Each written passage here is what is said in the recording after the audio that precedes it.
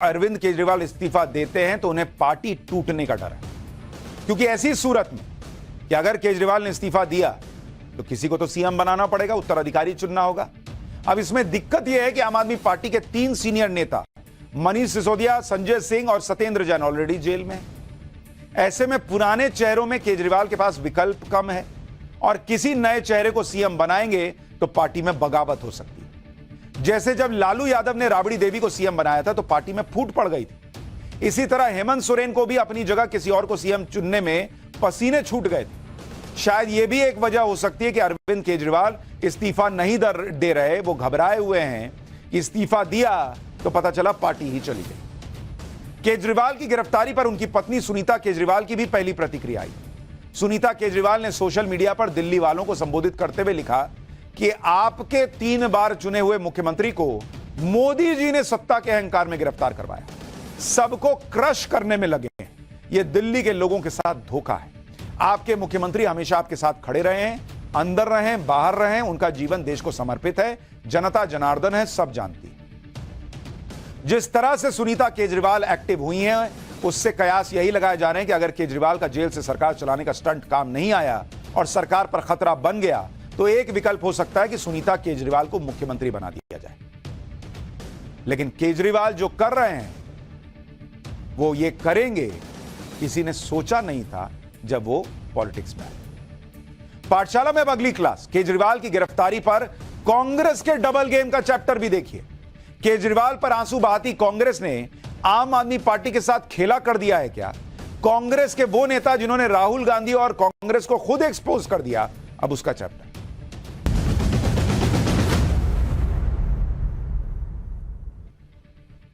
केजरीवाल की गिरफ्तारी के विरोध में वैसे तो विपक्ष के कई नेता और पार्टियां बोल रही हैं, लेकिन सबसे ज्यादा हैरानी कांग्रेस को सुनकर होती है, क्योंकि कांग्रेस जिस तरह से केजरीवाल का बचाव कर रही है, वही कांग्रेस केजरीवाल को लेकर पहले क्या कहती थी वो आज आपको सुनाऊंगा तो आपको शॉक लगेगा। अरविंद केजरीवाल इंडी गठबंधन के अहम सहयोगी हैं आज की डेट में, और केजरीवाल की गिरफ्तारी के बाद इंडी गठबंधन में सबसे पहले कांग्रेस ने विरोध की आवाज उठाई।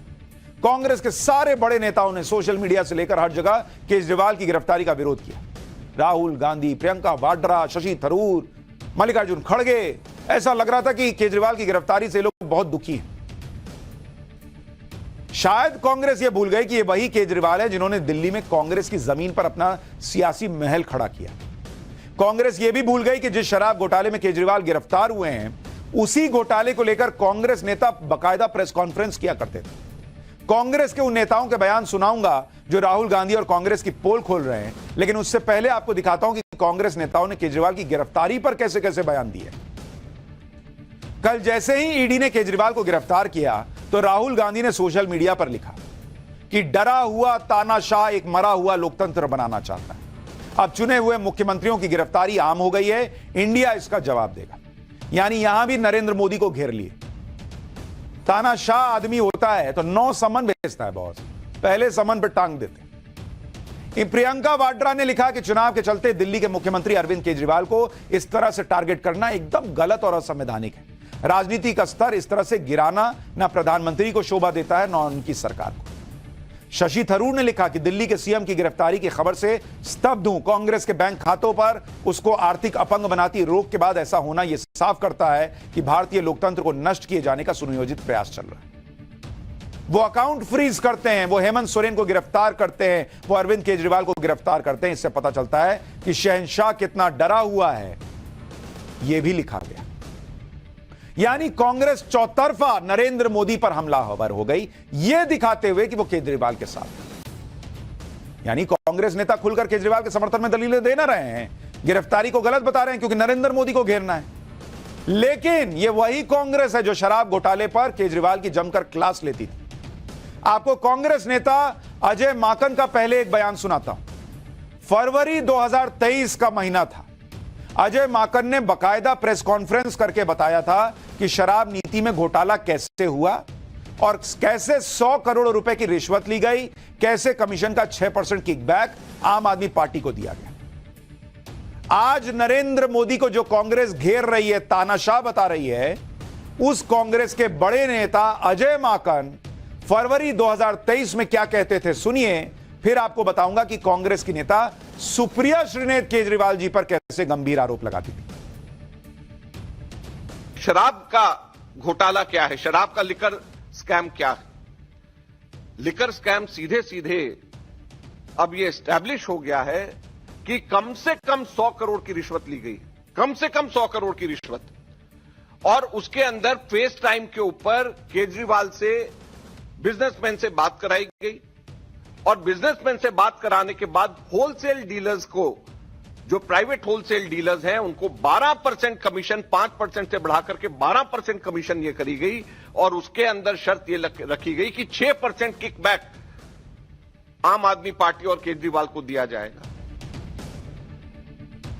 अजय माकन ने तो सीधा आरोप लगाया कि नई शराब नीति से दिल्ली को फायदा हो या ना हो, लेकिन आम आदमी पार्टी को जरूर फायदा हुआ।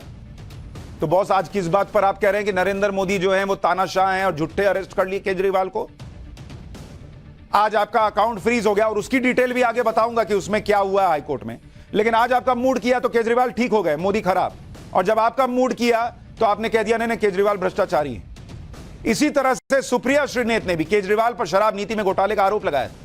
सुप्रिया श्रीनेत ने 21 अगस्त 2022 को प्रेस कॉन्फ्रेंस करके केजरीवाल पर आरोप लगाया था कि जब कोविड में दिल्ली के लोग ऑक्सीजन के लिए तड़प रहे थे, तब यही केजरीवाल शराब नीति बनाने में व्यस्त। सुनिए जरा मैडम को, फिर आपको बताऊंगा कि कांग्रेस के किस नेता ने केजरीवाल के लिए कहा था कि नैतिकता मर गई है क्या जी। जब दिल्ली शहर में लोगों के सिर पर मौत का साया मंडरा रहा था और लोग बिना ऑक्सीजन के बेदम होकर तड़प तड़प कर दम तोड़ रहे थे, तब दिल्ली की अरविंद केजरीवाल जी की आम आदमी पार्टी की सरकार शराब की नीति पर काम कर रही थी। यह प्राथमिकता है सरकार की। इस सरकार की प्राथमिकता यह है कि 25 साल से, उस वक्त जब कोरोना से यह शहर जूझ रहा था और त्राहिमाम मचा हुआ था, विफलता केजरीवाल जी की भी है, उतनी ही विफलता मोदी जी की भी है। उस वक्त शराब पीने की आयु 25 वर्ष से घटाकर 21 वर्ष करी जा रही थी। 3 बजे सवेरे तक शराब बेची जाए, खुले में शराब पिलाई जाए। ये बीजेपी की नेता नहीं है, ये कांग्रेस की प्रवक्ता है सुप्रिया श्रीनेत। ये प्रेस कॉन्फ्रेंस करके कह रही थी कि दिल्ली मर रही थी, केजरीवाल शराब नीति बनाने में व्यस्त थे। आज कह रहे हैं मोदी जी डिक्टेटर हैं। कांग्रेस की एक नेता है अलका लांबा, जो आम आदमी पार्टी में भी रह चुकी है। अगस्त 2022 में सुप्रिया श्रीनेत के साथ अलका लांबा भी प्रेस कॉन्फ्रेंस में शामिल हुई। अलका लांबा ने कहा था कि केजरीवाल नैतिकता के आधार पर मनमोहन सिंह और शीला दीक्षित से इस्तीफा मांगते थे। अब उनकी नैतिकता कहां गई? शराब घोटाले में इस्तीफा क्यों नहीं दे रहे? क्या केजरीवाल की नैतिकता मर गई है? कांग्रेस नेता अलका लांबा को भी सुन लीजिए, फिर शीला दीक्षित के बेटे संदीप दीक्षित की मजबूरी के बारे में भी बताऊंगा। दिल्ली सरकार के मुख्य सचिव की रिपोर्ट के आधार पर दिल्ली के एलजी ने सीबीआई को जांच सौंपी है। लास्ट बात कर रही हूं, नैतिकता थोड़ी भी बची हो। याद है हमें रामलीला मैदान, याद है हमें अन्ना आंदोलन, याद है हमें डॉक्टर मनमोहन सिंह जी और शीला दीक्षित जी का इस्तीफा मांगते थे। नैतिकता नैतिकता, आज नैतिकता आपकी तेल लेने चली गई, पूछेंगे कहां गायब हो गई, मर गई नैतिकता। यह बयान सुनकर भी कई लोग पूछ रहे हैं कि और किस किस की नैतिकता तेल लेने गई है। जब मन किया नरेंद्र मोदी को घेरने के नाम पर देश में लोकतंत्र की हत्या कर देने की बातें करने वाले ये लोग वैसे ही हैं जैसे घर में बिगड़ैल बच्चा ना, उसका मन नहीं लगता, उसके मन की चीज नहीं होती तो पूरा घर तोड़ने पर आ जाता है। उसको फर्क नहीं पड़ता घर टूट रहा है। इन लोगों को फर्क नहीं पड़ता कि आज जब बोल दिए कि लोकतंत्र मर गया तो उसका क्या इंपैक्ट होगा। क्या डबल गेम है बॉस? जब मन किया केजरीवाल भ्रष्ट है, साबित हो गया। जब मन किया मोदी जी ने जबरदस्ती केजरीवाल को जेल में डाल दिया। कांग्रेस के कई नेताओं ने शराब घोटाले और दूसरे मामलों को लेकर केजरीवाल पर आरोप लगाए। याद करिए, केजरीवाल ने दिल्ली में जब अपनी राजनीति शुरू की थी तो तब की दिल्ली की सीएम शीला दीक्षित होती थी। केजरीवाल ने सबसे ज्यादा आरोप और सियासी हमले शीला दीक्षित पर किए। लेकिन कल जब केजरीवाल गिरफ्तार हुए तो शीला दीक्षित के बेटे संदीप दीक्षित केजरीवाल के घर पहुंच गए, गिरफ्तारी की निंदा की, जबकि यही संदीप दीक्षित केजरीवाल और आम आदमी पार्टी को पानी पी पी कर कोसते थे। सुनिए संदीप दीक्षित ने कल क्या कहा था और फिर आपको सुनाऊंगा संदीप दीक्षित केजरीवाल के लिए कैसे कैसे शब्दों का पहले प्रयोग करते थे। चाहे हमारे अकाउंट्स को फ्रीज करने की बात हो, हेमंत सोरेन के अरेस्ट की बात हो, केजरीवाल जी के अरेस्ट करने की बात हो, ये ईडी इसको केवल चुनाव के साथ जोड़ रहा है, इसका और कोई लेना देना नहीं है। और इस बात को हम कंडेम करते हैं, इसकी हम घोर निंदा करते हैं। एजेंसियों का इस तरीके से मोदी सरकार का दुरुपयोग करना अपने में सरासर गलत है, गैर लोकतांत्रिक है। यही संदीप दीक्षित साल 2022 में केजरीवाल को फरेबी, हवाबाज, न जाने और क्या क्या कहते थे। अब मजबूरी है कि उस आदमी का समर्थन कर रहे हैं जिसकी वजह से उनकी मां शीला दीक्षित पर करप्शन के आरोप लगे थे और उनका सियासी करियर खत्म हो गया। सुनिए संदीप दीक्षित जो आज केजरीवाल के साथ खड़े हो गए, वो पहले केजरीवाल को क्या क्या नहीं सुनाते थे। हिंदुस्तान के इतिहास में फरेबखोरी में और हवाबाजी में शायद इसका सानी नहीं है जो केजरीवाल है। केजरीवाल ने उस मामले में अपने आप को तो एक ऐसा यूनिक नेता की तरह स्थापित कर दिया जो शायद ना भूतो ना भविष्य। इससे पूछो कॉमनवेल्थ में क्या हुआ तो शिक्षा की बात करने लगेगा। इससे कहो तुम्हारी शिक्षा फ्रॉड है तो अस्पताल की बात करने लगेगा। इससे कहो अस्पताल तो तुमने एक नहीं बनाए, डीटीसी बस की बात करने लगेगा। इससे कहो तुमने बस एक नहीं खरीदी, महिला सुरक्षा की बात करने लगेगा। इससे कहो दिल्ली में बलात्कार बढ़ गए, कहेगा पुलिस मेरे पास नहीं। इससे कहो तुमने पुलिस में शीला जी की बात की थी, मैं क्या करूं, मोदी काम नहीं करने दे रहा। हर चीज पे ये कहीं ना कहीं दूसरी चीज। आजकल टीवी का जमाना है, 2 मिनट के व्हाट्सएप का जमाना है। लोग उतना ही सोचते हैं, उतना ही समझते हैं। लोग कितना सोचते हैं और लोग कितना समझते हैं, ये मुझे लगता है नेता कम आंकने लगे और इसलिए सोचते हैं कि किसको याद होगा कि हम लोग तो खुद ही केजरीवाल को शराब घोटाले में दोषी बता चुके हैं, आरोपी भी नहीं, दोषी बता चुके हैं। आज कह दो कि नरेंद्र मोदी ने जबरदस्ती केजरीवाल जैसे ईमानदार आदमी को जेल में डाल दिया, पब्लिक सब याद रखती है। ये सियासी बेईमानी पब्लिक देखती है। आप खुद सोचिए कि जिस नेता पर शराब घोटाले का आरोप लगाकर दिल्ली कांग्रेस के नेता लगातार हमले करते थे, उसी नेता के समर्थन में आज कांग्रेस के नेता सोशल मीडिया पर पोस्ट डाल रहे हैं, बयान दे रहे हैं। लॉजिक ये दिया जा रहा है कि कांग्रेस और आम आदमी पार्टी इंडी गठबंधन में शामिल है, इसलिए कांग्रेस गठबंधन के सहयोगी का समर्थन कर रही है। लेकिन क्या बात इतनी ही है? क्योंकि सवाल इस बात को लेकर भी खड़े हो रहे हैं कि आम आदमी पार्टी अगर कमजोर होगी तो सबसे ज्यादा फायदा तो कांग्रेस को होगा, क्योंकि दिल्ली में कांग्रेस को हराकर सत्ता में कौन आई? आम आदमी पार्टी। दिल्ली में आम आदमी पार्टी ने कांग्रेस का वोट शेयर छीना, पंजाब में भी कांग्रेस को हटाकर सत्ता में आई आम आदमी पार्टी। दिल्ली में बीजेपी का वोट शेयर कम नहीं हुआ। आपके कमजोर होने से कांग्रेस को सीधा सीधा फायदा होगा। यानी लोग ये भी करेंगे ये सियासी डबल गेम है क्या? पहले भाई यही केजरीवाल कहती थी कि हमने शराब घोटाले का सबसे पहले मामला उठाया, तो पहले मामला उठाया, केजरीवाल को एक्सपोज किया। आज जब वो गिरफ्तार हो गए तो 2 आंसू बहाने साथ में खड़े हो गए, लेकिन अंदर ही अंदर तो लग रहा होगा कि केजरीवाल कमजोर हुए, आम आदमी पार्टी कमजोर हुई तो मजबूत बीजेपी नहीं, मजबूत कांग्रेस होगी।